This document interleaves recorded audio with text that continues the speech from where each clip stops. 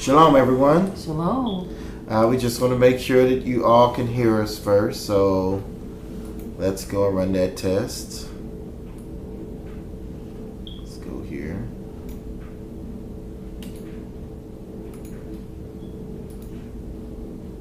When we started before, we had a few technical issues, so we want to make sure before we say all of that. Is this set for private? Let me make sure. It shouldn't be.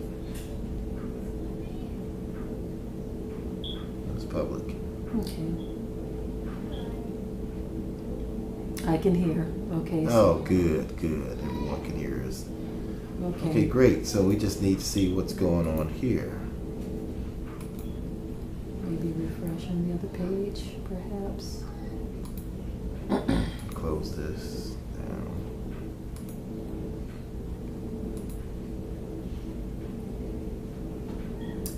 Okay, family. Let's try this again.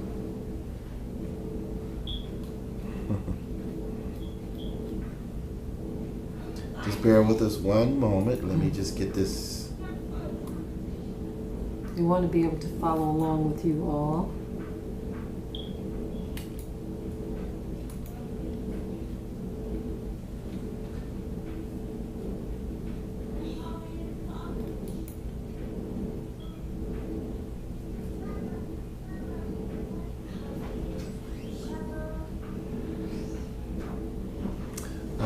You remember what you would type in there, live feed or something? Mm-hmm. Do I need to take it back how far? Here, all the way to the line there and see.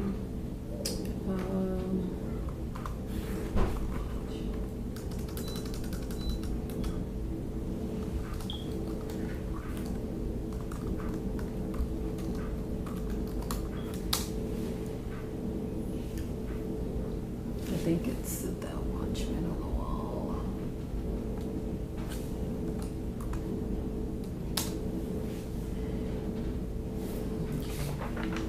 That should do it. We apologize for getting to you so late, family, but let's go ahead and do this. Well, we're going to say this again. Shalom, family. Shalom. We want to talk to you a little bit about the marriage series that we're going to be doing. Basically, we're going to be addressing many issues in marriage, the good, the bad, and the ugly. And there's just a lot of different topics we're going to be covering. It's a lot of topics, so this is just a few. We're going to be covering selfishness in a marriage, infidelity, having children, financial irresponsibility, fights, building a life together, sexual and emotional and spiritual problems, having balance in your marriage, and also domestic violence and many other topics too. Okay, and some of the other topics are going to be the foundation of marriage, the spiritual connection to Elohim, not on natural things like sex and appearance and finances and educational or offspring, but the spiritual things. Yes. Understanding marriage and the mystery of marriage, because family, the scripture clearly tells you that there is a mystery in marriage. And unfortunately, many of us don't understand what that mystery is, and so we only look at things from a natural perspective. So we're going to be talking about that mystery of marriage. Yeah, what's amazing about the mystery is the mystery actually helps you to keep your marriage in order. Mm-hmm. Because when the Most High first revealed to me about the mystery, it made me look at my marriage and look at the mystery. And it helped me to keep things in line. So I knew if I was going off, if things didn't look right, I knew what to look for. Okay, we're going to cover the order in marriage. The Messiah is the head of man, man is the head of woman, and of course, a woman is to cover her head when she praying or prophesying, and both are the head of their children. Mm-hmm. And that's one of those things that a lot of people get out of order. Yes. The order of marriage. You have women stepping out of their lane. You have men who won't drive in their lane. I mean, it's just so many different things yes. going on. That's right. And so being on one accord, that's going to be the thing that's going to help in any marriage, okay? Yes. Being on one accord. Without being on one accord, you can forget it, okay? Yes. And we're talking about being on one accord spiritually, financially, educationally, and your overall family desires and your health. That's right. Every aspect of our lives in a marriage should be on one accord. And without that, we already understand what happened in the very beginning. We have some notes here that we were going over. We want to make sure that we didn't miss anything, but that's just some of it. Yes. We would like to open up for questions, not right now. Yes. This is just kind of like a preview to what's going to take place, but we would like to open up for questions. Any questions that are sent to us, we won't reveal the name, of course. We will just address the question and give the best spiritual answer that we can give, the best natural answer, because some things are very natural. That's right. Like when it comes to, one of the things we just kind of discuss among ourselves some of the things or some of the issues that people in general are going through as it relates to marriage. And if a spouse has a question like, or a feeling that comes over them, and they say, I can't stand him. What do I do when I just can't take it no more? Likewise, if the man says, look, I'm just not feeling this thing anymore, you got to understand where all that is coming from. Yes. It's coming from somewhere. Yeah. And most people don't want to examine themselves. Yeah, the root of it, yes. Like my wife said, it's really sad when you look at how bad marriage is being attacked. Yes. I mean, it's so bad now that I saw statistics a few years ago, and they were saying it was more than 80% of black marriages end up in divorce. That is horrible. 80%. Mm-hmm. And so that was a few years ago. And so there's something wrong with that. Mm-hmm. And I discovered part of the problem is when we go into marriage, when we first get married, we're coming out of a single life, and in that single life we done picked up a big baggage of stuff, and we bring that baggage of stuff right into our marriage. Mm-hmm. And then no wonder our marriages are falling apart. It's because we're dealing with this baggage of stuff. And so the person, he marries her, she marries him, not realizing, man, I didn't know you had all this baggage here. And so instead of a person saying, well, you know what, some of this baggage I need to let go of, a lot of times they say, no, I'm not letting go of nothing. And then you have a lot of things going on like selfishness and things like that, and other problems that leads to other problems. And so this is why we gotta, this is why a lot of marriages are falling apart. Mm-hmm. And there's not a lot of people that are really trying to analyze their marriage or saying, what can I do to make this work? Mm-hmm. How important is your marriage? I mean, I've seen people throw their marriage under the bus like that's not worth anything. One problem I see too is most people go into marriage for a number of different reasons, but most of them is because they say they're in love, right? Yes. And when you feel that you're in love, you go into marriage, you got that honeymoon, right? And so we're going to be discussing how to come down from cloud 9, because once you come down from cloud 9, there are real life issues to deal with. Yes, that's right. How are you going to pay your bills? Once you start having children, how are you going to deal with them? Yeah. And most people think that throughout their marriage, they're going to remain on cloud 9. There's going to be some days to where that spouse, whether it's the husband or wife, is going to get on your nerves. Yes. And you need to know how to deal with that. Yes. And you need to know how much you have to invest in making this thing work. Yes. Because if you're looking at your spouse as if they are the only ones who have to put forth any effort, that they have to pretty much put up with whatever it is you put out there, that's not fair. That's not right. fair. And so, we're going to really dive into this marriage series, family, taking questions and just doing the best that we can, because you need to know how the enemy has slipped in there. Yeah. And unfortunately, we got to say this is one thing that we have discussed, family. Not every marriage was put together by Yah. Yep. And there lies the problem. Yep. The scripture says, whom Yah have joined together, let no man put asunder. So that pretty much lets you know that some marriages were not put together by Yah. That's right. Some people went into it because of lustful desire. Some people exited one marriage and went into another because they left this spouse, which Yah probably did join them together with, and they saw that Brenda had a big old butt. You know what I'm saying? Any of you who knew that song, that was a song from a long time ago, you know, where they used to talk about how this one got a big old, and so I'm leaving you, right? And so you have a lot of situations where people step outside of their marriage and they want to form a new union with someone else, and they're taking that same person into this new union. And so those are the things we're going to talk about, family. Yes. And we hope that you will be blessed from this. And those of you who feel like your marriage is on the downfall, like things are about to end and that's it, I can't deal with him or her anymore, it is our hope and our prayer that we can help some of you fix things. Yes. Fix things. Absolutely. Absolutely.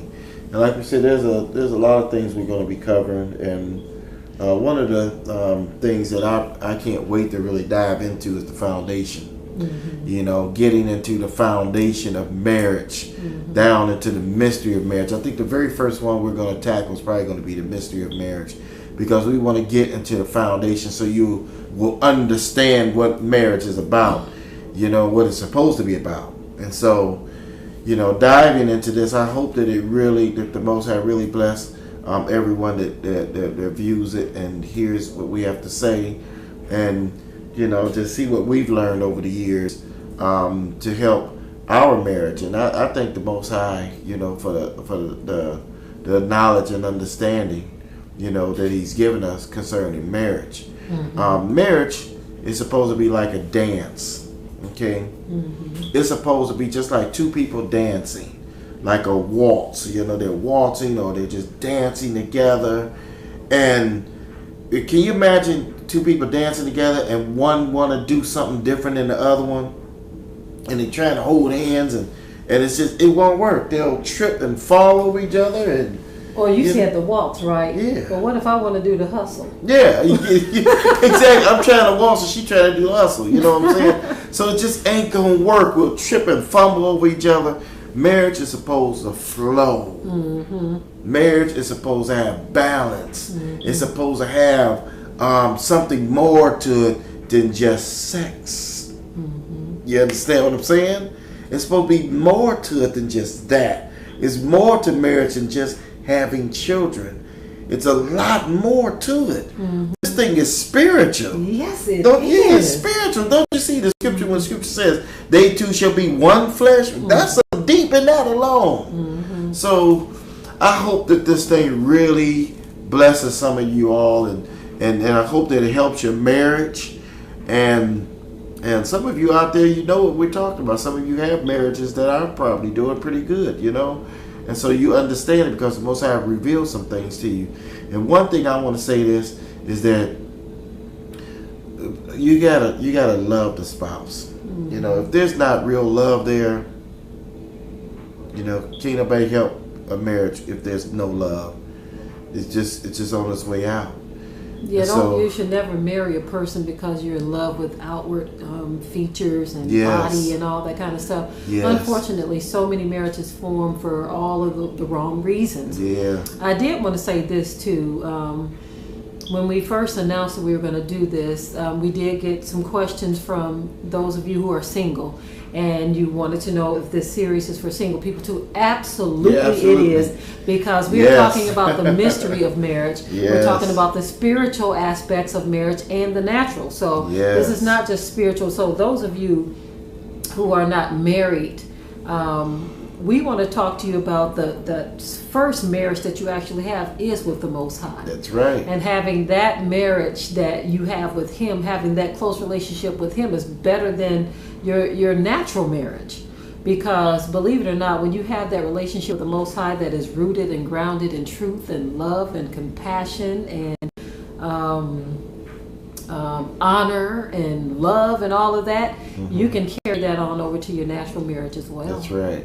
And so definitely this is for the unmarried too. Yes. This marriage series. Yes, that's right. The unmarried, we see, if you get the right understanding, you'll go into your marriage without bringing all that baggage we talked about. You'll go into your marriage. When you get married, you'll go into it. And you'll have a good understanding, and you'll be able to talk to your spouse and let your spouse before or the person that you're courting, they can get an understanding too. And believe me, growing up in the assembly, in the churches back in the days, I just want to tell you, but my pastor of old wouldn't even marry a couple unless they had counseling with him first. Mm-hmm. There are a lot of pastors that say, now y'all gonna have counseling first. We're gonna sit down, we're gonna talk about this thing before y'all go and get married, and I want to see where your heart is. The reason for it is it's a lot on a pastor to marry a couple, because he's saying, I'm joining you two together. Well, he's going to be responsible for you too, because he's saying, I'm joining you together. So that's why I had spoken before when someone asked me to if I could marry them. I said, well, I don't know if I could do that, because I have to really know a lot of personal information about the couple, both him and her, and detailed information, because that helps me to see where people's hearts are, and that helps me to see whether the marriage will last throughout their lifetime. Yeah, we've had a number of people who have contacted Watchman and wanted him to just marry them. And no offense to anyone, but a lot of times we're doing things in this current state that we're in. Yes. We're not doing things according to Scripture at all. Yes. And so you'll have a person say, well, I like him, I like her, I want to get married, and they don't really want to tell you anything. They don't want to tell you how they met. I mean, we've literally had people who were already married, ain't even dissolved the marriage with the other person, asking if they could be married, and it's like we're not going to be partakers of somebody else's sin. That's just because right. you say you want to have an honorable man to join you with your new spouse. Things have to be done decently and in order. It's not just an issue of can you officiate this for us. That's you right. see, things have to be done according to Yah's will and purpose and plan and all of that too. And even the whole way in which marriages are formed. You have young people, for instance, when you marry your children off, a lot of times when children are being married off today, it doesn't even resemble how it was done back in the day. A young man lusts after your daughter and he wants to take her hand in marriage. You don't know nothing about him. He's making all these promises from across the country, and you haven't even met him, but he wants your daughter's hand in marriage. You see, if you do things according to Scripture, then if you really love someone's daughter, you wouldn't have a problem with if that father said, I tell you what, why don't you come, like they did Jacob, our forefather Jacob. He was willing to work 7 years in order to have Rachel's hand in marriage. And ended up working, 14 before he actually was with her. He ended up getting Leah first, you see. And not saying that that's the way it should be done, because that's how Jacob did it.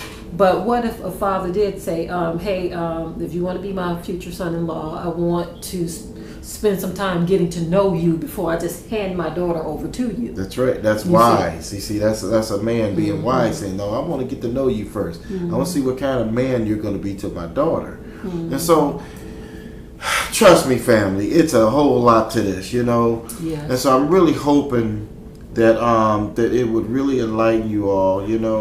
Marriage is truly a mystery, and I mean to you, it is a deep mystery. And once you really understand this mystery and you get your eyes open, you'll say, wow, I get it.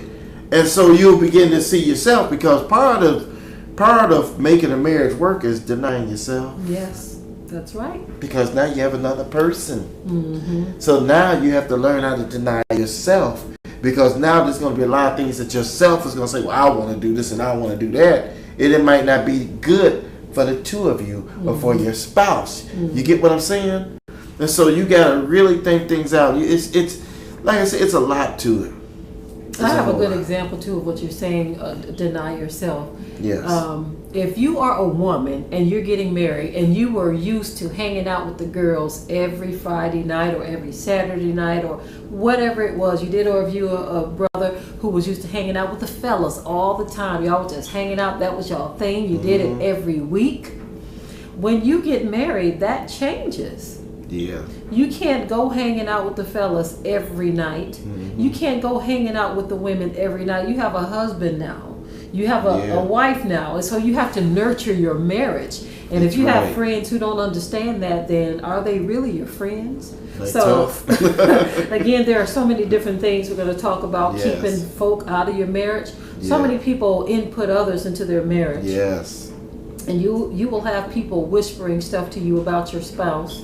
Now, it's different if, you done got into it, there's some domestic abuse, you better listen to somebody. Yeah. But what I'm talking about is when you are entering into marriage and you have your in-laws who are telling you how to do things and telling you, don't let that man tell you how to dress. Don't let that man tell you what to do and all. Telling you how to run your marriage, Right, exactly. You have people who will do that. Yeah. They're actually trying to help you ruin your marriage. Yeah, that's right. They're not trying to help you. They're trying to tell you as a woman, put your foot down. Don't let that man tell you how to dress. Don't let that. Yeah. That's a person who means you no good. Yes. And you have to turn them off and not really pay attention to that. That's right. It is our hope and our desire to give you some sound advice and wisdom on marriage. Yes. We've been together a long time, my husband and I, and I know there are some of you who have been together probably longer than we have. Okay, we've been married since 1995, so we've been together for a long time, and I thank y'all for every experience. We have grown so much we've grown. Yeah. And many of you already know that I'm younger than my husband. Almost 10 years separates us in age, but that is good. That's good. It is working together for us, and I had to learn him. He had to learn me, and so we are hoping to impart into you some of the things that we have learned on this journey, because marriage is a journey. It sure is. It is a journey. It is a journey. I feel like me and my wife have been on a long journey. I'm kidding you. And it's to the point now that I'm gonna tell you, it's amazing. It's to the point now that I can't imagine going into any adventure without her. It just wouldn't feel right. I couldn't enjoy anything without her. Same and so it's kind of the scripture says two shall be one flesh. It's like this, like trying to enjoy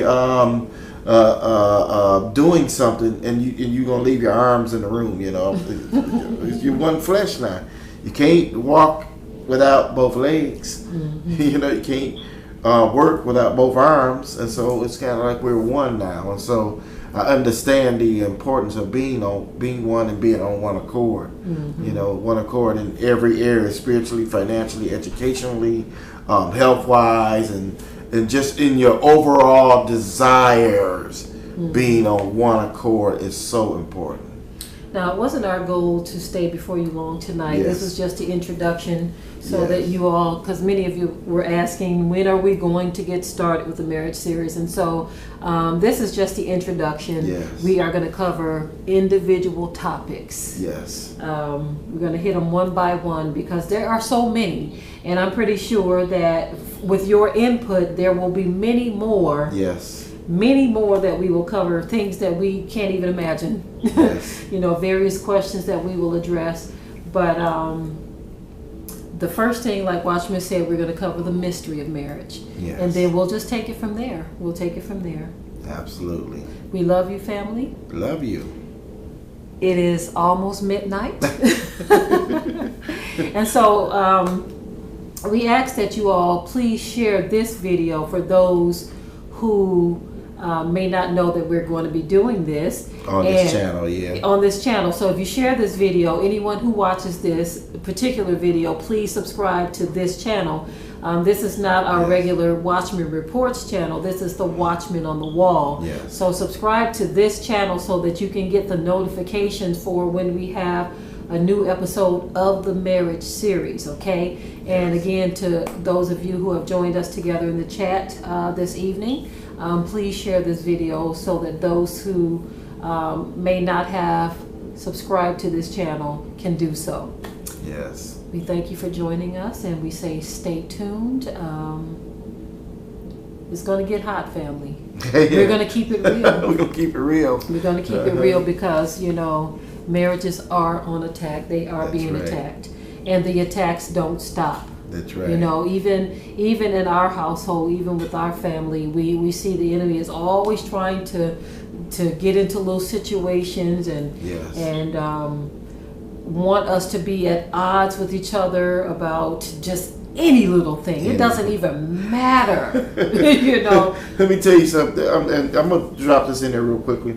I remember years ago, if me and my wife would get into an argument sometimes after a day or two, we wouldn't even remember what it was. And I'd be sitting there saying to myself, man, what did we argue about in the first place? And if you have to sit back and think about it, then that tells you something is going on. Yeah. And so it took us a while when we got to read the other scriptures. I said, man, it's a spirit that's trying to break us up. So when we started identifying the spirit, I knew then, I said, man, that's why these issues that people argue and fight over, they be so minute, some things. You'd be surprised people getting divorced over simple things. He ate my sandwich, you know.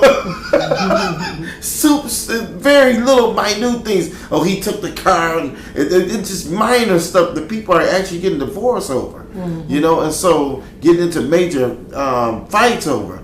And so when you begin to realize that it's demons, spirits that's actually trying to break up your marriage, when you understand that, then you say, man, the enemy is not my husband. The enemy is not my wife. Mm-hmm. Okay? And when you get that in your thinking and you see it, then you both get it, then now it's easy for y'all to deal with it. So it's like, oh, okay, something is tugging at me a little bit.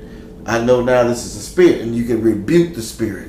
Yeah. Instead of going off on your wife or going off on your husband, you know, whatever is getting you emotional, getting you upset or whatever, this outside is trying to bring it into your marriage, basically. Yeah, just like the scripture says, it says that we wrestle not against flesh and blood. That's right. So when something is going on in your marriage, you have to understand that it is the enemy. Now, you could be in a situation, and I get a lot of messages from sisters. Sisters, please continue to send your messages. We will try to address those issues. But a lot of times, sisters feel like there is nothing that they can do. They feel like their husband is literally lost and gone, pulling away, and they don't know what to do to recover that man. He's under attack. And big time. Yeah, he's under attack. And, you know, the scripture talks about calling for the mourning women. That's one of those jobs that we are going to have to do and take it seriously. Not saying that if a man is beating you and doing all this kind of crazy stuff to you and you feel threatened, I'm not saying, I mean, for that kind of man, you pray for him from a distance, okay? But if you know that you love this man and you can identify that something is going on, then you're going to have to hit those knees. You have to turn down the plate. I know it's easier said than done, family, because sometimes we get a little impatient and we don't feel like waiting for the prayer to take hold. And then we also have to remember, like I said early in the video, we have to remember that some marriages were not put together by the Most High. Yeah, what you got to understand too is if you're a righteous person, right, and your spouse is going in a bad direction and you don't know what to do or whatever, you got to understand something. There's a lot of power in that relationship you have with Yah because you're righteous. Mm-hmm. And uttering words like, may the Most High judge between me and you, could cause the Most High to judge him in a way to where he could turn him around and make him see, oh man, I was going down a bad road. And Most High started doing this to me and doing it to me. And now I see now this ain't the road I want to go down. And so the relationship that you have with Yah is very important, that relationship stays strong when you get married. Okay? Because that's the substance that actually keep your marriage together is actually Yah. Mm-hmm. He's the foundation. Mm-hmm. Okay, but we're not going to hold you much longer. I know we can go on and on about this marriage thing. You know, Yes. like I said, there's so many angles, so many different things, so many different topics that we're going to cover.